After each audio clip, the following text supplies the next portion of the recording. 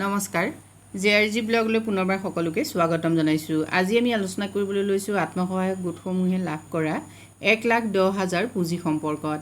1,10,000 টকা আত্মসহায়ক গোটে CIF হিচাপে লাভ কৰে, অৰ্থাৎ কমিউনিটি ইনভেষ্টমেণ্ট ফাণ্ড হিচাপে লাভ কৰে। যেতিয়াই আত্মসহায়ক গোটটোৱে ফাৰ্ষ্ট গ্ৰেডিং শেষ কৰে তেতিয়াই তেওঁলোকে এই 1,10,000 টকা লাভ কৰিবলৈ সক্ষম হয়। 1,10,000 টকা আত্মসহায়ক গোটবিলাকক বিশেষকৈ দিয়ে CLFৰ ফালৰ পৰা, অৰ্থাৎ কমণ্ডল সংগঠনসমূহে আত্মসহায়ক গোটক এই পুঁজি যোগান ধৰে। CIFৰ এই ফাণ্ড চৰকাৰী ফাণ্ড হয়, মানে NRLMে ASRLMক দিয়ে আৰু ASRLMে ৰাষ্ট্ৰ লেভেল ফেডাৰেশ্যনক দিয়ে, মানে CLFক দিয়ে। আৰু CLFে এই পুঁজি VOক দিয়ে, VOই আত্মসহায়ক গোটসমূহক দিয়ে। আত্মসহায়ক গোটসমূহে 1,10,000 টকা লাভ কৰাৰ পাছত এই 1,10,000ৰ পৰা তেওঁলোকে পুঁজি কিন্তু বৃদ্ধি কৰিব পাৰে, মানে এই 1,10,000ৰ পৰা সুদ হিচাপে যিখিনি টকা তেওঁলোকে আহৰণ কৰে সেইখিনিয়ে তেওঁলোকৰ পুঁজি বৃদ্ধিত সহায় কৰে। কিন্তু একেলগে এই 1,10,000 টকাই VO CLF এই দুয়োটা সংগঠনৰে পুঁজি বৃদ্ধিত সহায় কৰে। এতিয়া 1,10,000 টকাই এটা আত্মসহায়ক গোটৰ পুঁজি বৃদ্ধিত কিমান সহায় কৰিব বা কিমান টকা পুঁজি বৃদ্ধি কৰে, VOৰ কিমান টকা পুঁজি বৃদ্ধি কৰে আৰু CLFৰ কিমান টকা পুঁজি বৃদ্ধি কৰে, সেই সম্পৰ্কত আজিৰ ভিডিঅ'টোত আমি আলোচনা কৰিবলৈ চেষ্টা কৰিম। আপোনালোক সকলোৱে জানে যে এটা আত্মসহায়ক গোটৰ ঋণৰ সুদৰ হাৰ হ'ল 1%, অৰ্থাৎ 100 টকাত 1 টকা, আৰু VOৰ ঋণৰ সুদৰ হাৰ হ'ল 0.75%, অৰ্থাৎ 100 টকাত 75 পইচা, আৰু এটা CLFৰ সুদৰ হাৰ হ'ল 0.50%, অৰ্থাৎ 100 টকাত 50 পইচা। আমি ধৰি ল'লোঁ এটা আত্মসহায়ক গোটত 11 গৰাকী সদস্য আছে। এই 11 গৰাকী সদস্যই যদি 1,10,000 টকা ঋণ হিচাপে গ্ৰহণ কৰে তেতিয়াহ'লে তেওঁলোকৰ ভাগত পৰিব 10,000কৈ টকা, আৰু মাহে তেওঁলোকে যদি 1,000কৈ টকা ঘূৰাই দিয়াৰ কথা কয়, মানে কিস্তি যদি তেওঁলোকে সকলোৱে 1,000 টকাকৈ ঘূৰাই দিয়ে তেতিয়াহ'লে তেওঁলোকে সুদসহ কিমান টকা ঘূৰাই দিব মাহে, আৰু সেই টকাটোৰ কিমান টকা CLFে পাব, কিমান টকা VOই পাব, কিমান টকা সুদ HSGত জমা হৈ থাকিব, সেই সম্পৰ্কত সম্পূৰ্ণ তথ্যখিনি আপোনালোকে চাওক এই তালিকাখনৰ পৰা। এটা আত্মসহায়ক গোটে 1,10,000 টকা কমিউনিটি ইনভেষ্টমেণ্ট ফাণ্ড লাভ কৰিলে, আৰু আমি ধৰি লৈছোঁ যে আত্মসহায়ক গোটটোত 11 গৰাকী সদস্য আছে। প্ৰতিগৰাকী সদস্যই 10,000কৈ ঋণ সংগ্ৰহ কৰিলে। সেই ঋণৰ বাবদ সদস্যসকলে কি কৰিব লাগিব? সুদ দিব লাগিব, আৰু তেওঁলোকে ঠিক কৰি ল'লে যে 1,000 টকাকৈ তেওঁলোকে মাহে ৰিফাণ্ড কৰিব। চাৰ্টখন এগৰাকী সদস্যৰ বাবে বনোৱা হৈছে, মানে এগৰাকী সদস্যই 10,000 টকা যেতিয়া কিস্তি হিচাপে উভতাই দিব তেওঁ সৰ্বমুঠ সুদ কিমান দিব, আৰু সেই সুদৰ কিমান অংশ HSGয়ে পাব, কিমান অংশ VOই পাব, কিমান অংশ CLFে পাব, সেই সম্পৰ্কত এই তালিকাখনত দেখুওৱা হৈছে। গতিকে 10 মাহৰ বাবে আমি ইয়াত উল্লেখ কৰিম। আৰু মূলধন হ'ল 10,000 টকা। কিস্তি যিহেতু 1,000-1,000কৈ দিব, গতিকে কিস্তি 1,000-1,000কৈ দিলে যিখিনি বাকী থাকিব সেইখিনিৰ পৰা সুদ কিমান হ'ব সেইটো ইয়াত দেখুওৱা হৈছে। এতিয়া প্ৰথম মাহত যিহেতু 10,000 টকা, 10,000 সম্পূৰ্ণ 10,000 টকাৰ বাবেই 1 টকাকৈ সুদ যদি দিয়া হয় তেতিয়াহ'লে কি হ'ল? 100 টকা সুদ হ'ব। মানে প্ৰথম মাহত সদস্যগৰাকীয়ে 1,100 টকা জমা দিব লাগিব, মানে 100 টকা সুদ আৰু তেওঁ কিস্তিৰ 1,000 টকা, গতিকে 100 টকা সুদ HSGটো জমা দিব। এতিয়া HSGটোত তেওঁ যিহেতু 100 টকা সুদ জমা দিয়াৰ লগে লগে HSGটোৱে সম্পূৰ্ণ 100 টকা পাব নেকি? HSGটোৱে কিন্তু সম্পূৰ্ণ 100 টকা নাপায়।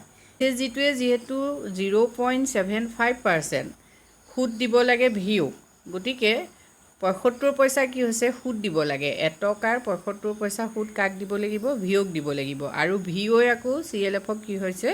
50 পইচাকৈ সুদ দিব লাগিব। গতিকে সেই হিচাপত HSGটোৱে 100 টকাৰ HSGটোৰ হাতত থাকিব 25 টকা, আৰু VOৰ হাতত থাকিব 25 টকা, আৰু CLFৰ হাতত থাকিব 50 টকা। টকাৰ যিহেতু 0.75% VOই পাব, 0.50% CLFে পাব, অৰ্থাৎ 1 টকাৰ 25 পইচা পাব HSGয়ে, 25 পইচা পাব VOই, 50 পইচা পাব CLFে। ঠিক তেনেকৈ 100 টকাটো ভাগ কৰা হ'ব। 100 টকাত 25 টকা HSG, VOই 25 টকা, CLFে 50 টকা লাভ কৰিব। দ্বিতীয় মাহত মূলধন যিহেতু 9,000 টকা হ'ব, সেই মূলধনৰ কিস্তি তাৰমানে আকৌ 1,000 দিব, 9,000 টকা থাকিব। দ্বিতীয় মাহত যিহেতু 9,000 টকাৰ বাবে সুদ দিব লাগিব, 9,000 টকাৰ বাবে সুদ হ'ব কিমান? 90 টকা, আৰু 90 টকা সুদ হ'লে সেই 90 টকাক আকৌ কি কৰিব SHGয়ে যিহেতু 25% ৰাখিব লাগিব। SHG হাতত থাকিব 22 টকা 50 পইচা আৰু ভিঅ'ৰ হাতত থাকিব 22 টকা 50 পইচা আৰু CLFে পাব 45 টকা। নেক্সট মাহত 8,000 টকা হ'ব, কিস্তি আকৌ 1,000 যিহেতু দি দিব। 8,000 টকাৰ সুদ হ'ব 80 টকা আৰু সেই 80 টকাটো আকৌ তেনেকৈ ভাগ হ'ব। 80 টকাটোক আপোনালোকে 0.25 পূৰণ কৰক, পূৰণ কৰিলে আপোনালোকে এইটো পাব 20 ৰুপিজ পাব। আকৌ 20 মানে ভিঅ' আৰু SHG এই দুয়োটাৰে সমান পৰিমাণ থাকে আৰু CLFে বেছিকৈ পায়, CLFে পালে 40। এতিয়া এইকেইটা আপোনালোকে যোগ কৰক 80 পাব, মানে 2 2 4 20 20 40 40 80। গতিকে এনেকৈ আপোনালোকে এগৰাকীৰ সুদসমূহ উলিয়াব পাৰিব। তেনেকৈ চতুৰ্থ মাহত তেনেকৈ থাকিলে 7,000, 70 টকা ইণ্টাৰেষ্ট দিব লাগিব। 70 টকা আকৌ আপোনালোকে ভাগ কৰক, SHG হাতত থাকিব 17 টকা 50 পইচা আৰু ভিঅ'ৰ 17 টকা 50 পইচা, CLFৰ হাতত থাকিব 35 টকা। গতিকে এনেকৈ আপোনালোকে যদি উলিয়াই গৈ থাকে তেতিয়া দশম মাহত 1,000 টকা হ'ব। 1,000 টকাত তেওঁ সুদ দিবগৈ লাগিব 10 টকা। 10 মাহত 10,000 টকাৰ সৰ্বমুঠ সুদ হ'ব কিমান? 550 টকা। সেই 550 টকাৰ পৰা SHGটোৰ হাতত থাকিব 137 টকা 50 পইচা আৰু ভিঅ'ৰ হাতত থাকিব 137 টকা 50 পইচা আৰু CLFৰ হাতত লৈ যাব 275 টকা। এইকেইটা যোগ কৰক, আপোনালোকে সেই একেই 550 টকা পাব। মানে এগৰাকী সদস্যাৰ পৰা 10,000 টকাৰ বাবে সুদ সৃষ্টি হ'ব কিমান? 550 টকা। সেই 550 টকা ভাগ কৰি পেলাই SHG, ভিঅ' আৰু CLFে এটা মোটা পৰিমাণৰ অংক লাভ কৰিব। আত্মসহায়ক গোটটোত যিহেতু 11 গৰাকী আছিলে, গতিকে এগৰাকীৰ পৰা যদি 550 টকাকৈ সুদ সৃষ্টি হয় তেতিয়াহ'লে 10 মাহত 11 গৰাকীৰ পৰা কিমান সুদ সৃষ্টি হ'ব সেইটো আপোনালোকে চাই লওক।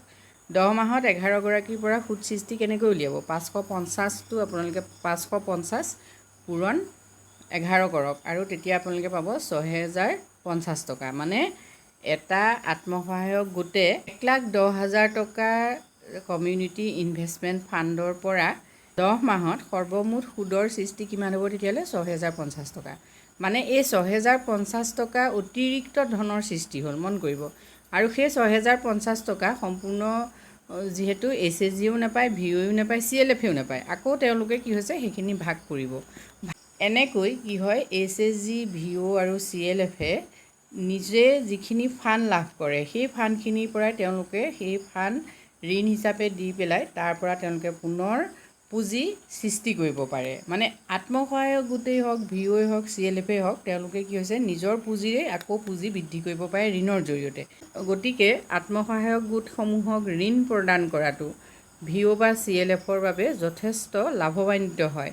যিমানে আত্মসহায়ক গোটে ঋণ গ্ৰহণ কৰিব সিমানে আত্মসহায়ক গোটৰো পুঁজি বৃদ্ধি হ'ব, তাৰ লগত ভিঅ' আৰু CLFৰো পুঁজি বৃদ্ধি হ'ব আৰু যিমানেই পুঁজি বৃদ্ধি হ'ব সিমানেই আত্মসহায়ক গোটবিলাক বহনক্ষম হ'ব, লগতে ভিঅ' আৰু CLFও বহনক্ষম হ'ব। আজিৰ ভিডিঅ'টোত আমি আপোনালোকৰ বাবে এইখিনি কথা আলোচনা কৰিছোঁ। যদি আপোনালোক উপকৃত হৈছে কমেণ্ট কৰি জনাব। আজিলৈ ইমানেই, ধন্যবাদ।